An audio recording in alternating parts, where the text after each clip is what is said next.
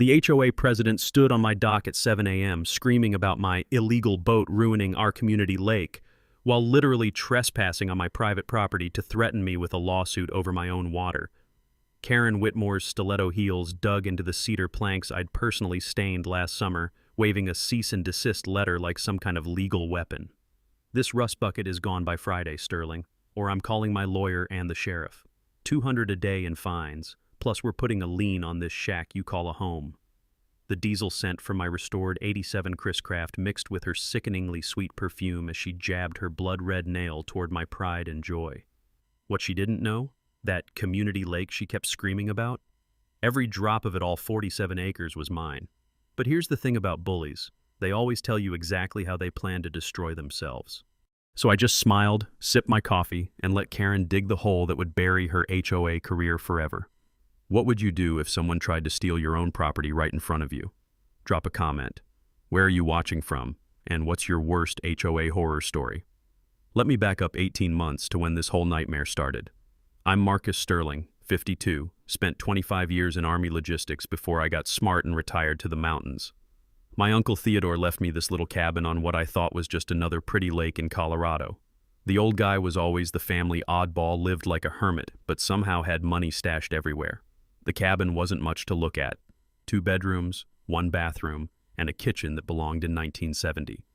But man, that view, sitting on the back porch with morning coffee, watching the mist rise off perfectly still water while loons called back and forth. That's what peace sounds like after decades of military chaos. The lake's shaped like a teardrop, 47 acres of pristine mountain water surrounded by 12 modest homes. Nothing fancy, just regular folks who wanted quiet retirement spots. At least that's what I thought until I met Karen Whitmore. Karen moved in 3 houses down about 6 months after me. White BMW, white teeth, white lies. Everything about her screamed, I don't belong here, but I'm taking over anyway. She's 48, sells real estate, and married to some city council wannabe named Derek. Within 2 weeks of unpacking, she was elected HOA president. Amazing how that works when you're the only one who actually wants the job. My first red flag should have been when she introduced herself. I was out on the dock, working on my boat engine, the Chris Craft I'd bought as a wreck and spent 3 years restoring. Every bolt, every piece of mahogany, every chrome fitting had been lovingly rebuilt. She clip-clopped down in those ridiculous heels, smiled her realtor smile and said, "Oh, you're the military man. Well, I hope you understand we maintain certain standards around here." Certain standards. Like that phrase doesn't drip with condescension. The boat became her obsession. Too big, she said. Too loud. Didn't match the aesthetic vision she had for our waterfront community. Never mind that half the other docks had boats just as large. Never mind that mine was probably the most beautiful vessel on the water. Karen had decided I was the problem, and Karen always got her way. The smell of her perfume, something expensive that probably cost more than my monthly grocery budget, lingered on the dock long after she left. But mixed with the honest scent of cedar shingles warming in morning sun and the creosote from old dock pilings, it felt like an invasion, like someone had sprayed artificial flowers in a real garden. That first violation notice arrived on a Tuesday. Crisp white paper, official HOA letterhead, and enough legal-sounding threats to intimidate anyone who didn't know better. Oversized recreational vessel violates community aesthetic standards per Covenant 14.7b. $200 daily until removed. Here's the thing about military training. It teaches you to gather intelligence before you react. So instead of getting angry, I got curious. Who was this woman who thought she could order around a retired Army officer on his own property? And more importantly, what didn't I know about Uncle Theodore's little gift that might change the game entirely? Because if there's one thing 25 years of logistics taught me, it's that the person with the best information usually wins. And something told me Karen hadn't done her homework nearly as well as she thought. Karen didn't waste time turning up the heat. 3 days after that first violation notice, she called an emergency HOA meeting. Of course, she scheduled it for 2 p.m. on a Wednesday when most working folks couldn't attend. Classic power play, stack the deck, control the narrative, win by default.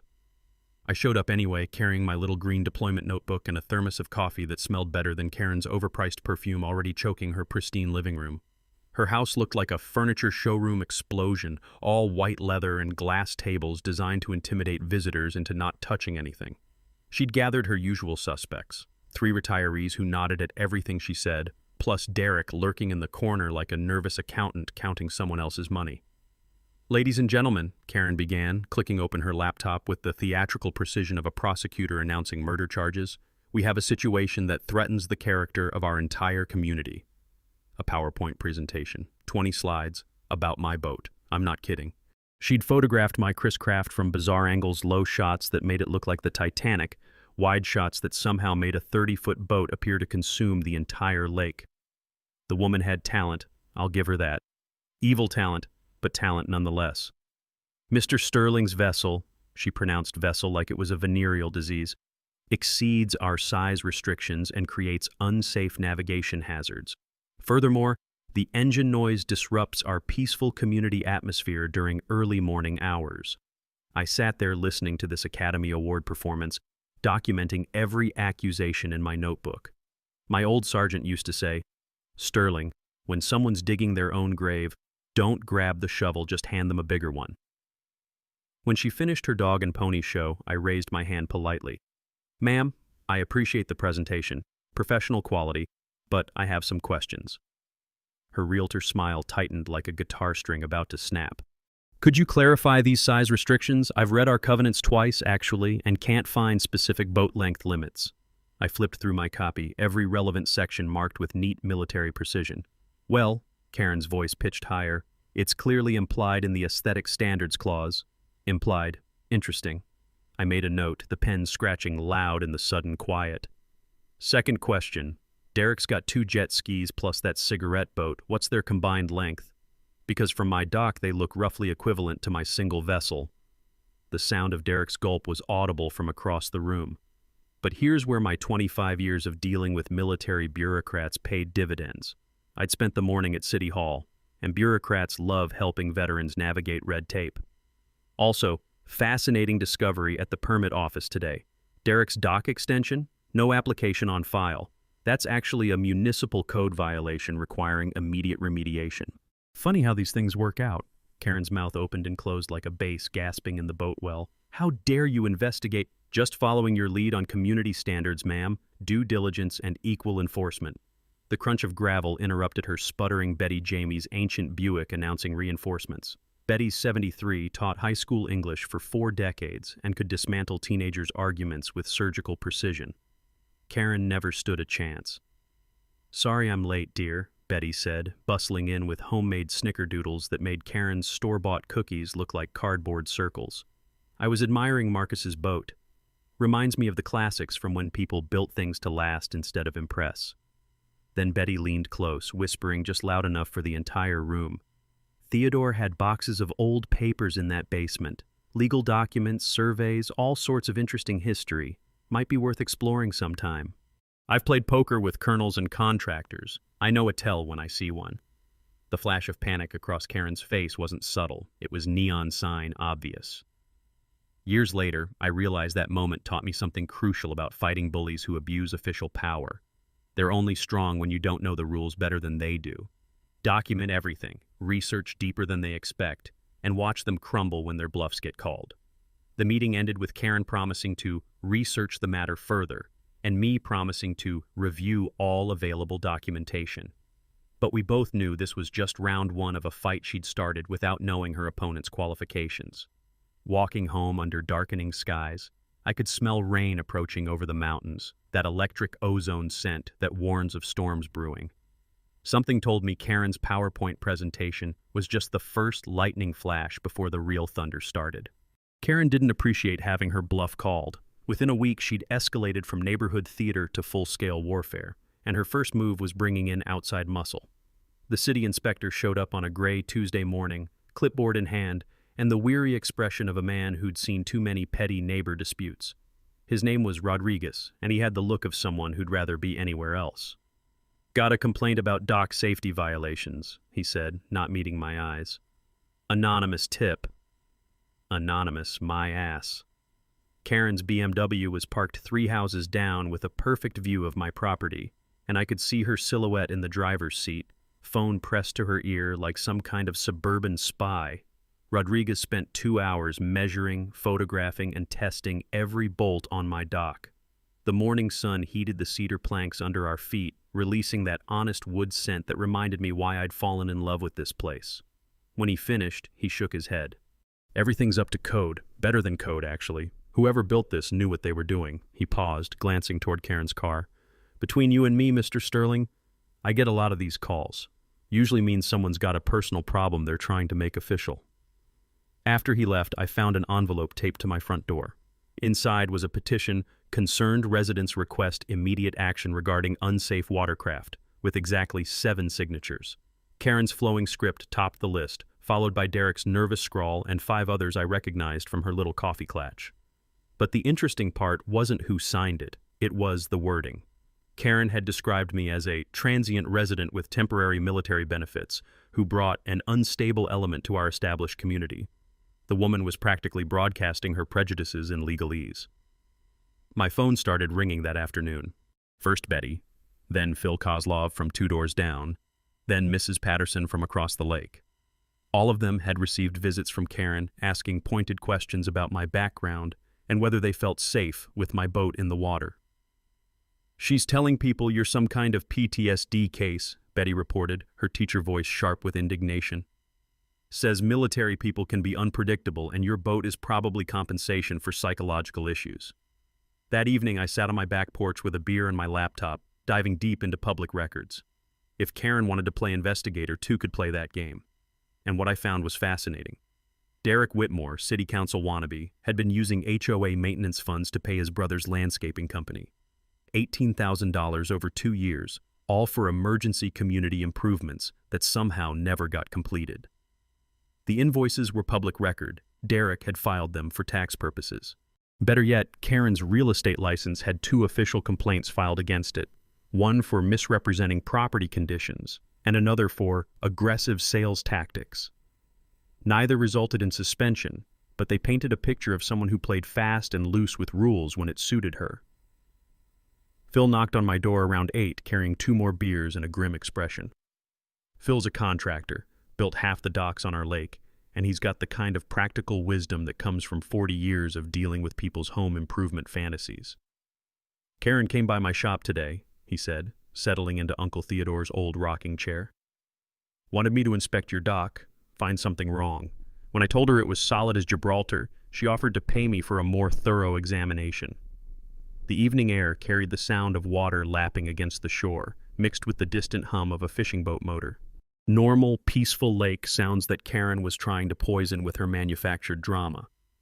"There's something else," Phil continued. "She's been asking around about your uncle. Wants to know if he ever mentioned property boundaries, water rights, stuff like that. Got real interested when I mentioned Theodore was always secretive about his legal affairs." That night, I made a decision that would change everything.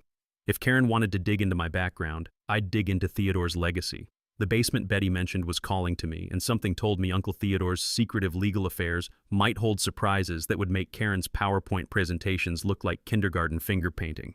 I'd learned in the Army that the best defense is often a superior understanding of the battlefield. Time to explore the terrain Karen didn't even know existed. The next morning brought the scent of rain on pine needles, and the first real clue that this fight was about to shift in ways Karen couldn't possibly imagine. Karen's third escalation came with lawyer letterhead and the kind of legal threats that make most people fold faster than a house of cards in a hurricane. The envelope was thick, expensive, and delivered by a courier who looked like he'd rather be anywhere else than our quiet lake community. "Notice of intent to pursue legal action," screamed the heading in bold Times New Roman. Karen's attorney, some downtown shark named Bradley Finch, had crafted 3 pages of legalese demanding my boat's immediate removal, plus damages for diminished property values and community disruption. They wanted $5,000 and a signed agreement that I'd never dock anything larger than a canoe without HOA approval. I was reading this masterpiece on my back porch when my phone rang. Emma, my daughter, calling from her senior year at Colorado State. "Dad, what the hell is going on up there?" Her voice carried that mix of concern and exasperation I remembered from her teenage years. Derek Whitmore's wife friended me on Facebook, then spent 20 minutes messaging me about how worried she is about your adjustment issues. That crossed a line. Going after me was one thing, but dragging my kid into Karen's psychological warfare? The woman had just declared total war without realizing she was poking a sleeping bear with military training and nothing but time on his hands. "Emma, honey, how'd you like to help your old man with a research project?" 3 hours later, Emma arrived with her laptop, a bag of Thai food, and the kind of determined expression she'd inherited from her mother. We spread out on the kitchen table like a command center, surrounded by takeout containers that filled the cabin with the scent of basil and chilies. "Okay, Dad, I've been digging into Karen's social media, public records, even her real estate reviews. This woman's got a pattern." Emma pulled up a spreadsheet that would have made my old logistics sergeant proud. "She's done this before. 3 different neighborhoods, always targeting single men or anyone she thinks doesn't fit in." But the real gold mine was in Theodore's basement, and it took us until midnight to find it. Boxes and boxes of documents, some dating back to the 1960s, all meticulously organized in Theodore's careful handwriting. Property surveys, tax records, correspondence with lawyers, water rights applications. The man had kept everything.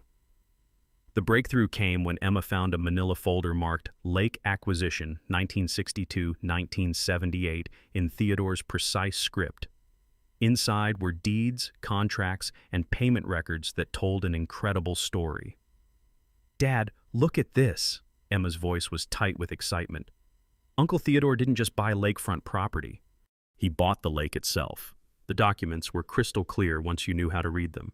When the original developer went bankrupt in 1963, Theodore had quietly purchased not just his cabin lot, but every parcel that included water rights. Deed by deed, year by year, he'd assembled ownership of the entire lakebed, water column, and all navigation rights. The legal language was archaic but unambiguous.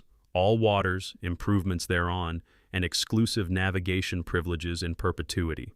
Theodore owned every drop of water Karen kept calling community property. "This is insane," Emma breathed, cross-referencing the deeds with current property maps. "Every other house around the lake? They own to the high water mark, but their deeds specifically exclude water rights. Those were already owned by Theodore." My phone buzzed with a text from Phil. "Karen's been asking contractors for estimates on major dock work. Word is she's planning something big for spring." I showed Emma the message, and she grinned with the kind of mischievous delight that reminded me exactly why she'd been such a handful as a teenager. "Dad, she has no idea what she's walking into, does she?" The next morning, I called Jennifer Patel, a property lawyer Betty had recommended. Smart woman, sharp as a tack, and she'd handled plenty of HOA disputes. When I explained what we'd found, the silence on the other end lasted so long I thought the call had dropped. "Mr. Sterling," she finally said, "I need to see these documents immediately. If what you're telling me is accurate, we're not talking about an HOA violation case anymore. We're talking about 30 years of trespassing on private property." That afternoon, while Jennifer reviewed Theodore's papers, I sat on my dock listening to the gentle lap of water against the pilings. My water, my lake, my 47 acres of pristine mountain paradise that Karen had spent months threatening to regulate. The irony was delicious, but I'd learned something important from my years managing military supply chains. Information is only powerful when you know exactly how and when to use it. Karen was still escalating, still making threats, still digging herself deeper into a hole she didn't even know existed. Time to let her keep digging while I prepared the perfect moment to show her just how deep that hole really was. Jennifer Patel called me at 7:30 the next morning, and I could hear the excitement crackling through the phone like static electricity before a thunderstorm. "Marcus, you need to sit down for this." Her voice had that barely contained energy lawyers get when they stumble onto a case that'll make their career. "I've spent all night with a property law specialist cross-referencing every document in Theodore's collection with current county records." I poured myself coffee and settled into Uncle Theodore's old kitchen chair, the one that creaked in exactly the same spot it had creaked when I was 12 years old visiting for summer vacations. "Your uncle wasn't just eccentric," Jennifer continued. "He was a strategic genius. Between 1962 and 1978, he systematically acquired every single water rights parcel associated with this lake, not just his own property, all of them." The morning sun was streaming through my kitchen window, casting shadows that danced across Theodore's meticulously organized legal files spread across my table. 40 years of careful planning laid out in manila folders and carbon copy contracts. "Here's what happened," Jennifer explained.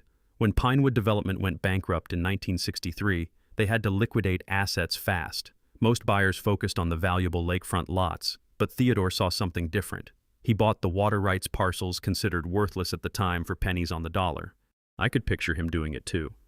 Theodore had always been the family oddball, the guy who collected stamps and built elaborate model trains in his garage. Turns out he was also quietly assembling one of the most valuable private water holdings in Colorado. Every subsequent property sale around the lake specifically excluded water rights because they'd already been sold to Theodore. The buyers got beautiful lakefront homes, but the lake itself, that remained Theodore's private property. The implications hit me like a freight train loaded with irony. Karen had spent months threatening to control my use of community waters when every drop of that water legally belonged to me. She'd been standing on my dock screaming about my boat and my lake while threatening to sue me for using my own property. Jennifer, what exactly does this mean in practical terms? It means, she said with obvious satisfaction, that every dock, every boat slip, every swimming area, every fishing spot, they all exist on your private property by your grace and tolerance. The HOA has no authority over lake activities because the HOA doesn't own any part of the lake. Through my window, I could see Karen's white BMW pulling into her driveway. She climbed out wearing her power suit, probably headed to another realtor meeting, where she'd describe herself as a community leader protecting property values. If only she knew how spectacularly wrong she was about whose property she was trying to protect. There's more, Jennifer continued. Your uncle was apparently a quiet conservationist. He filed preliminary paperwork for a conservation easement but never completed it. That suggests he wanted to protect the lake's natural state while maintaining legal control. The pieces were falling into place like a puzzle I'd been working on without seeing the picture. Theodore's simple lifestyle, his reputation as a hermit, his mysterious financial resources, he'd been quietly stewarding a natural treasure while letting the community enjoy it informally. So legally, I let the sentence hang. Legally, you could ban every boat, close every dock, and prohibit any water access by anyone other than yourself. Today, this afternoon, right now. Jennifer paused for effect. Or you could use this knowledge more strategically. The coffee had gone cold in my mug, but I didn't care. 30 years of community assumptions were about to collide with 40 years of quiet legal planning. Karen's cease and desist letters suddenly looked like parking tickets written by someone who didn't own the parking lot. Jennifer, I need time to think about this. Take all the time you want, Marcus. But remember, knowledge is only power when you know how to use it. And something tells me Karen's not done escalating yet. She was right, of course. Karen had declared war on someone she thought was just another retiree she could bully into submission. She had no idea she'd picked a fight with the one person who legally owned everything she was trying to control. Time to see how far she'd push before I showed her just how spectacularly she'd miscalculated. The next 48 hours felt like preparing for a military operation, except instead of logistics and supply chains, I was coordinating lawyers, environmental specialists, and a surprisingly cunning network of fed-up neighbors who'd been waiting years for someone to take Karen down a peg. Jennifer arrived Wednesday morning with reinforcements. David Kim, an environmental lawyer who specialized in water rights, and Colonel Sarah Rodriguez, my old JAG officer buddy who'd retired to Denver and owed me a favor from our Kosovo days. Sarah took one look at Theodore's documents and whistled low. Sterling, your uncle just handed you the legal equivalent of a nuclear weapon. Question is, do you want to level the city or just remove one annoying dictator? We spread everything across my dining room table: surveys, deeds, environmental reports, and a growing stack of documentation about Karen's increasingly desperate behavior. The cabin smelled like strong coffee and the kind of focused intensity that comes when smart people tackle a complex problem. Here's what we know, Jennifer began, pointing to a color-coded map David had prepared. Marcus owns 100% of the lake. Bed, water column, navigation rights, everything. Every dock exists by his permission. Every boat launches with his tolerance. Every property owner around this lake has been trespassing on his water for 30 years. David leaned forward, his environmental expertise adding another dimension. But here's the beautiful part. Theodore's conservation research shows this lake is pristine, no pollution, no invasive species, perfect ecosystem balance. Marcus could create a conservation easement that protects the environment while maintaining community access. Sarah, ever the strategist, was already thinking 3 moves ahead. The question isn't what you can do legally, it's what you should do practically. Karen's escalating because she thinks she's dealing with a normal neighbor dispute. Time to show her she's been playing checkers while you inherited a chess set. Emma had driven up from college with her laptop and that determined expression she gets when someone's being unfair to people she cares about. She'd been monitoring Karen's social media campaign, documenting every lie and exaggeration. "Dad, look at this." She turned her screen toward us. Karen's been posting in regional HOA Facebook groups, painting you as some kind of unstable veteran who's terrorizing a peaceful community. She's got 3 other HOA presidents offering to testify about the dangers of letting military people live in residential areas. The pure ugliness of it hit me like a slap. This wasn't about boat sizes or community standards. This was about Karen's prejudices against anyone who didn't fit her narrow vision of acceptable neighbors. The woman had turned her personal biases into a crusade, and she was recruiting allies who shared her twisted perspective. "That actually helps us," Sarah observed, with the cold calculation of someone who'd prosecuted war crimes. "Discrimination based on military status violates federal fair housing laws. She's not just wrong about the property rights, she's creating civil rights violations." Phil knocked on the door around noon, carrying sandwiches from the deli and a grim update from his contractor network. "Karen's husband got permits for a major dock expansion, talking about a boat lift that'll handle a 40-foot yacht. Guess the size restrictions don't apply to people named Whitmore." Betty arrived an hour later with homemade apple pie and 40 years of teaching experience that had taught her how to spot bullies and the people who enable them. She'd been quietly organizing the neighborhood resistance, and her intelligence network would have impressed the CIA. 5 families are ready to testify about Karen's harassment, she reported. The Johnsons, the Patricks, old Mr. Henderson, the new couple in the blue house, and surprisingly, the Williamses' Karen thought they were loyal supporters. We spent the afternoon developing what Sarah called our strategic revelation timeline. Phase 1. Let Karen continue escalating while we documented everything. Phase 2. Reveal the property ownership at maximum impact. Phase 3. Implement a fair lake use agreement that protected everyone except Karen from future abuse. The key, Jennifer explained, is timing. We want Karen fully committed to her legal threats before we show her how empty they are. Let her hire expensive lawyers, file official complaints, maybe even start actual litigation. The deeper she digs this hole, the more spectacular her fall will be. David was already drafting a conservation easement that would permanently protect the lake while creating a community access agreement. This way, Marcus maintains ownership but guarantees reasonable use rights for all current residents. Future buyers will know exactly what they're getting, lakefront property with defined water access privileges. As the sun set over my lake, and the reminder that it was literally my lake still gave me a little thrill, I looked around the table at this unlikely war council: a property lawyer, an environmental specialist, a retired military prosecutor, my brilliant daughter, and a network of neighbors who'd finally found someone willing to stand up to a bully. We had superior intelligence, better legal positioning, and the kind of righteous anger that comes from watching someone abuse authority they never actually possessed. Karen had no idea what was about to hit her, but she was about to learn that sometimes the quiet neighbor you underestimate is the one who owns everything you're trying to control.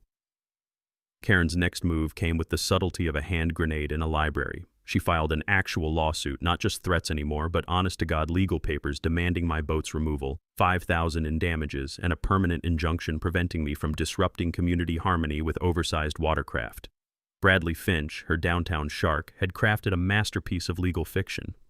According to his filing, my boat created navigation hazards in public waters, caused noise pollution during community quiet hours, and represented visual blight inconsistent with established neighborhood character. The man had a gift for making a beautifully restored Chris Craft sound like a floating garbage scow, but the real kicker was buried in page 4. They were claiming adverse possession rights to the lake based on 30 years of continuous community use. Karen wasn't just trying to regulate my boat, she was attempting to legally steal my lake through a technicality that would have made a Wild West claim jumper proud. Emma found the filing online within hours of its submission. "Dad, she's gone full nuclear. This isn't neighbor harassment anymore.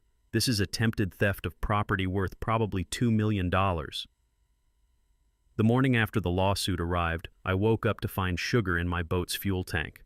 Not enough to destroy the engine, but enough to cause expensive damage if I'd actually started it up. The sweet smell mixed with gasoline created a nauseating combination that reminded me of sabotage tactics I'd seen in Bosnia. Phil's security camera had caught a shadowy figure near my dock around 2 a.m., but the image was too dark for positive identification. Still, the body language looked familiar. Derek's nervous shuffle was pretty distinctive, even in grainy night vision footage. "This is escalating beyond property disputes," Sarah observed when I called her with the news. "Vandalism changes everything. File a police report, get everything documented, and consider this a gift. They're creating criminal evidence while we're preparing to destroy their civil case." Detective Morrison from the county sheriff's office spent an hour photographing the fuel tank, collecting samples, and taking my statement. He had the weary professionalism of someone who'd seen too many neighbor disputes turn ugly, but something about the sugar trick seemed to pique his interest. "Funny thing about fuel system sabotage," he said, screwing the fuel cap back on. "Most people don't realize sugar actually dissolves in gasoline. Creates a syrup that'll gum up fuel lines and injectors. Whoever did this knew exactly what they were doing." That afternoon, Karen escalated from vandalism to character assassination. She'd convinced Channel 9 News to run a story about HOA fighting military intimidation, complete with dramatic footage of my boat shot from angles that made it look like a destroyer threatening a peaceful pond. The reporter, some ambitious kid named Blake Morrison, had clearly bought Karen's narrative wholesale. "Residents of this quiet lakefront community say they're living in fear of retaliation from a former soldier who refuses to follow basic community guidelines," he announced in that breathless tone local news uses for stories about missing cats. They interviewed Karen on her pristine dock, wearing a white sundress that practically glowed against the dark water behind her. "We're just trying to maintain the peaceful character that attracted us all to this special place," she said with the kind of wounded innocence that would have won her an Emmy if acting paid better than real estate. But Karen made one crucial mistake in her media strategy. She kept referring to our community lake and shared waters in every interview. Each time she used those phrases, she was creating evidence that she believed the lake was public property. Evidence that would look pretty stupid when Jennifer revealed the actual ownership situation. Emma had been monitoring social media reaction to the news story, and the comment section was brutal. Half the viewers were buying Karen's victim narrative, but the other half had apparently dealt with similar HOA tyrants and were firmly in my camp. "Look at this one, Dad," Emma said, scrolling through Facebook responses. "I hope this vet tells that HOA witch exactly where she can shove her boat regulations. These people have no idea what real problems look like." This guy has 3,000 likes. Phil stopped by that evening with 2 pieces of intelligence that made my day considerably more interesting. First, his contractor network had discovered that Derek's dock expansion permits were based on falsified property boundaries. He'd somehow convinced the city that his lot extended 10 feet further into the lake than it actually did. Second, and more importantly, Karen had been shopping for lakefront property in Durango. Big, expensive spreads with private lake access and no HOA restrictions. The woman was already planning her exit strategy while simultaneously trying to destroy mine. "She's panicking," Phil observed, settling into Theodore's old porch rocker with a beer. "All this legal theater, the media campaign, the vandalism, it's the behavior of someone who knows they're losing control and doesn't understand why." That night, I sat on my dock listening to the gentle lap of water against the pilings and watching lights flicker on in houses around the shoreline. Tomorrow, Karen would probably escalate again. More lawsuits, more media interviews, maybe more sabotage attempts. She was spiraling toward complete desperation, and desperate people make catastrophic mistakes. From a purely strategic standpoint, I almost felt sorry for her.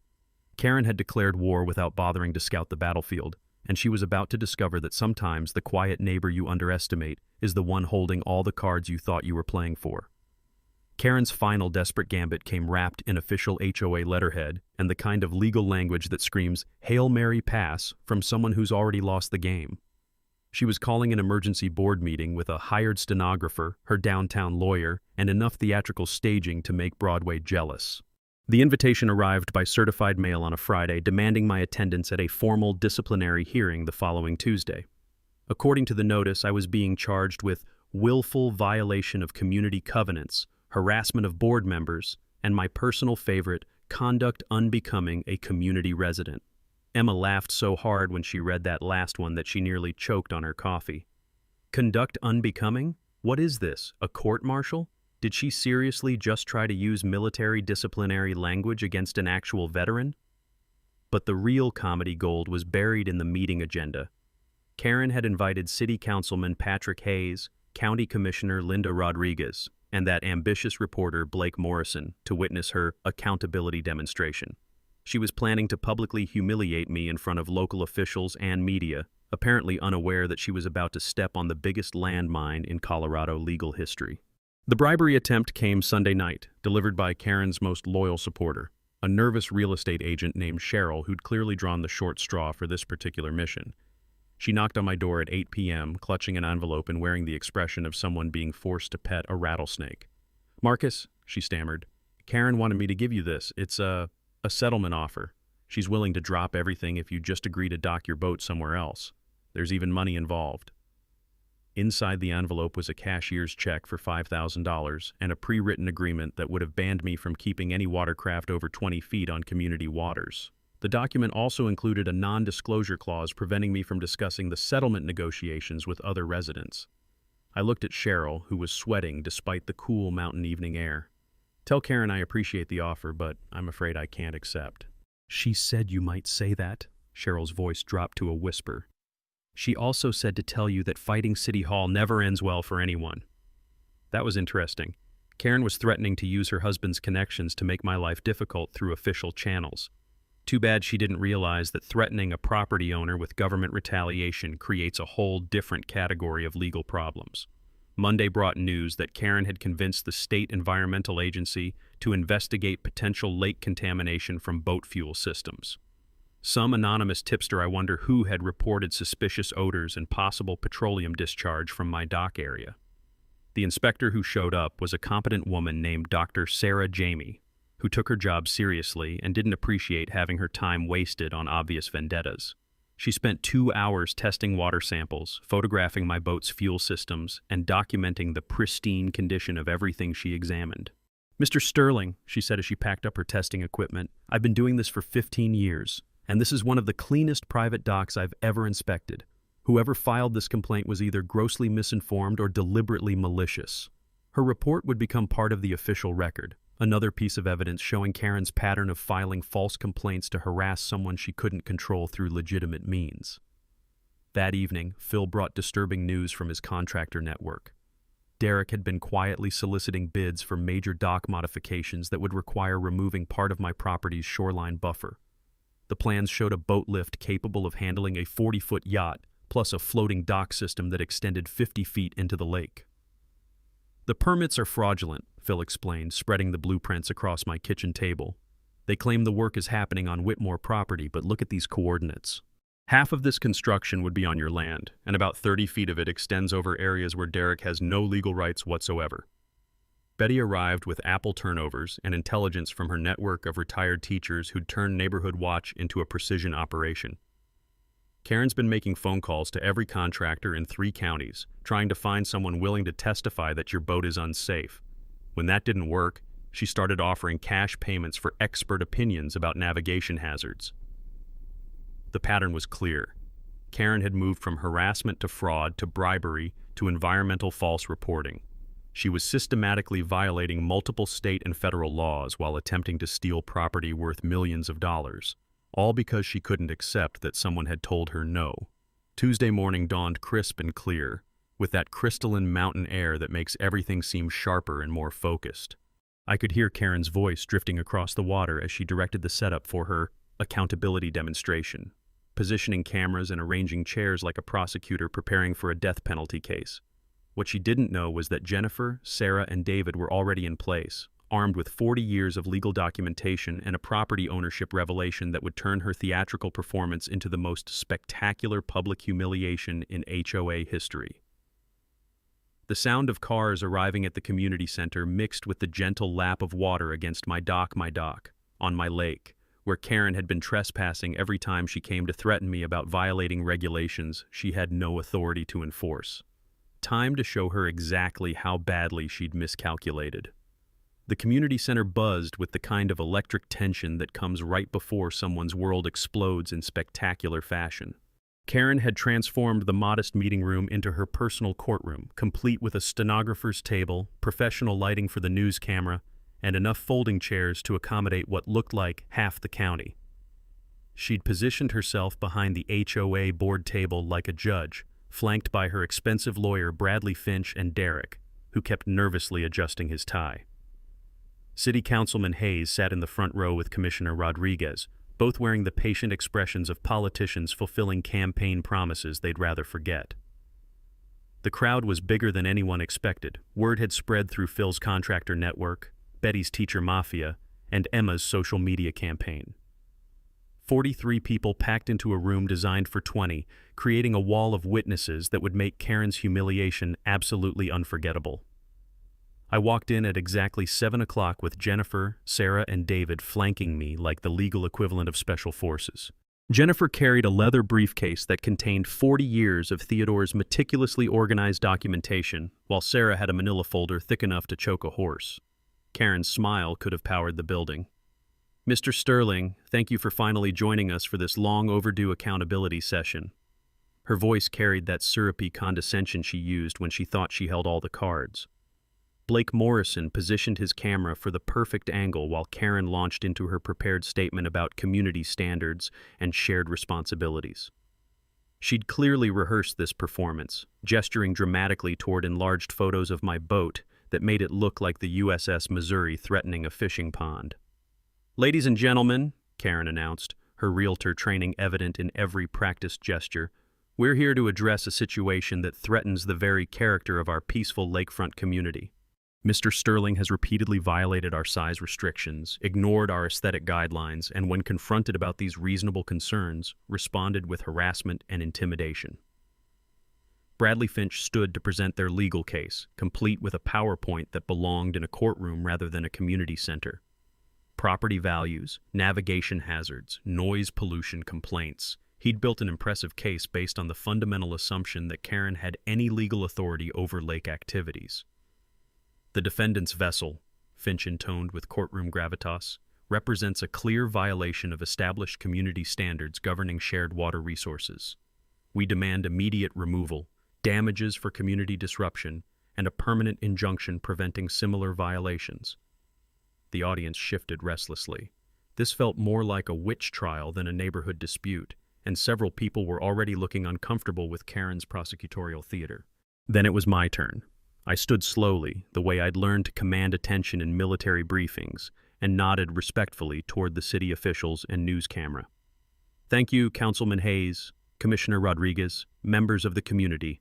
I appreciate everyone taking time from their evening for this important discussion. Jennifer opened her briefcase with theatrical precision that matched Karen's performance. However, before we discuss boat regulations, there's something everyone should know about this lake. Karen's smile flickered slightly, but she was too committed to her script to stop now. Ms. Whitmore has spent considerable time discussing community standards for shared water resources, I continued, accepting a thick folder from Jennifer. But there's a fundamental problem with her entire argument. The room went dead quiet except for Blake Morrison's camera capturing every moment. This lake isn't a shared resource. I unfolded David's color-coded survey map, the one that showed property boundaries in devastating detail. I own it. Every drop, every square inch of water, lake bed, and navigation rights. The silence was so complete you could hear the building's ventilation system. Karen's face went from confident pink to suspicious pale to horrified white in about 3 seconds. What you're looking at, Jennifer announced, standing to address the crowd like a professor delivering a lecture, is 40 years of legal documentation showing that Marcus Sterling inherited complete ownership of this 47-acre lake from his uncle, Theodore Sterling. She held up the original 1962 deed, Theodore's methodical property acquisitions, and water rights certificates that predated every house around the shoreline. Every dock, every boat slip, every swimming area exists on Mr. Sterling's private property by his tolerance and permission. Karen found her voice, though it came out as more of a croak. That's impossible. This is community water. We've been using it for 30 years. By the grace and informal permission of Theodore Sterling, Sarah interrupted with prosecutorial precision. permission that was never legally granted and can be revoked at any time. Bradley Finch looked like a man who'd just realized he'd been arguing a malpractice case. His expensive lawsuit wasn't just wrong, it was spectacularly, embarrassingly, career-damagingly wrong. He was suing a lake owner for using his own lake. Blake Morrison's camera captured Karen's expression as the implications sank in. Every regulation she'd tried to enforce, every threat she'd made, every violation notice she'd written, all of it was based on authority she never possessed over property she didn't own. "So when you demanded that I remove my boat from community waters," I said with the kind of calm satisfaction that comes from holding 4 aces, "you were actually trespassing on my dock to threaten me about using my own lake." Commissioner Rodriguez leaned forward, her political instincts recognizing a disaster when she saw one. "Mr. Sterling, what exactly does this mean for the community?" "It means," I replied, looking directly at Karen's shocked face, "that I could legally prohibit every boat, close every dock, and ban all water access by anyone other than myself. Today, right now, this very minute." The crowd's collective intake of breath sounded like wind rushing through pine trees. "But I won't," I continued, watching relief flood through the room, "because unlike some people, I believe in being a good neighbor." Karen's humiliation was complete, captured in high definition by Blake Morrison's camera and witnessed by half the county. She'd declared war on someone who owned everything she was trying to control, using authority she never possessed to regulate property that belonged to her target. The woman who'd spent months calling me a troublemaker had just been revealed as the person trespassing on private property to harassment the actual owner. Game, set, match. The community center emptied with the buzz of people who'd just witnessed something they'd talk about for years. Karen sat frozen at the board table, staring at Jennifer's legal documents like someone deciphering her own death certificate, while Bradley Finch packed his briefcase with movements that screamed, "Career-ending malpractice lawsuit." Derek approached with the nervous shuffle of a man whose world had just imploded. "Marcus, Karen always said, if we'd known..." He couldn't finish the sentence, probably calculating legal fees in his head. "Derek, we're neighbors," I said, offering my hand. "This doesn't have to destroy anyone who's willing to be reasonable." Karen resigned via email within 24 hours and had a for sale sign planted faster than Phil could say good riddance. Betty won the emergency HOA election with a platform of treating people like human beings instead of property violations, and her first act was apologizing to me on behalf of the community. But the real magic happened in what came next. The Theodore Sterling Memorial Conservation Fund launched that spring, and watching Emma present the first scholarships to environmental law students brought tears to my eyes. Uncle Theodore's quiet genius was finally getting the recognition it deserved, funding the next generation of people who'd protect places like our lake. Phil organized monthly cleanup days that turned into community celebrations. Families picnicking on the shore, kids learning to fish from the docks, couples watching sunsets from the water, exactly what Theodore had envisioned when he spent 40 years quietly protecting this little piece of paradise. The annual Veterans Fishing Tournament became legendary, drawing participants from 5 states and raising thousands for veteran support programs. The scent of grilled burgers mixed with pine air every August, while old soldiers shared stories and taught young ones how to cast properly. Jennifer's pro bono HOA clinic helped dozens of homeowners fight similar battles across Colorado. Her motto, borrowed from my Army days, became gospel for property owners. Know your rights before someone else pretends they own them. She kept Theodore's story as Exhibit A in every presentation about doing your legal homework. Blake Morrison won a regional journalism award for his follow-up series on community healing, and the lake became a case study in environmental law schools. Students visited every semester to understand how private ownership could protect public goods when guided by wisdom instead of greed. 6 months later, I was watching sunset paint the water gold when Emma called with news that made Uncle Theodore's legacy complete. The state had designated our lake as a model conservation site, permanently protecting it from development while maintaining community access. "Dad," she said, "you know what the best part is?" Karen tried to join the HOA board in her new community, but someone there had read the news stories. They voted her down unanimously. The loons were calling across water that would never be threatened by petty tyrants again, their voices mixing with laughter from children swimming near Betty's dock. The evening air carried the scent of barbecue smoke and the contentment of a community that had learned to appreciate what they had instead of trying to control what they couldn't. Sometimes justice isn't about punishment. It's about building something so beautiful that the people who tried to destroy it become irrelevant footnotes in a much better story.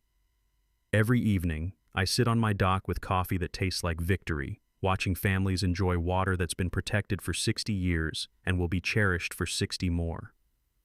Uncle Theodore's quiet wisdom had created something Karen's petty authoritarianism never could, a real community based on respect instead of fear. That's what happens when bullies pick fights with people who know the actual rules instead of the made-up ones. Share your HOA horror stories in the comments. We read every single one, and your nightmare might be featured in our next episode. Subscribe to HOA Stories for weekly tales of neighborhood tyrants getting exactly what they deserve, and hit that notification bell because next week we're covering the HOA that tried to steal a disabled veteran's service dog. Trust me, you won't believe how spectacularly that backfired. You've been watching HOA Stories, where entitled Karens get a reality check. If this episode gave you secondhand rage or satisfaction, hit that like, leave your take in the comments, and subscribe so you're the first in line for more weekly HOA chaos.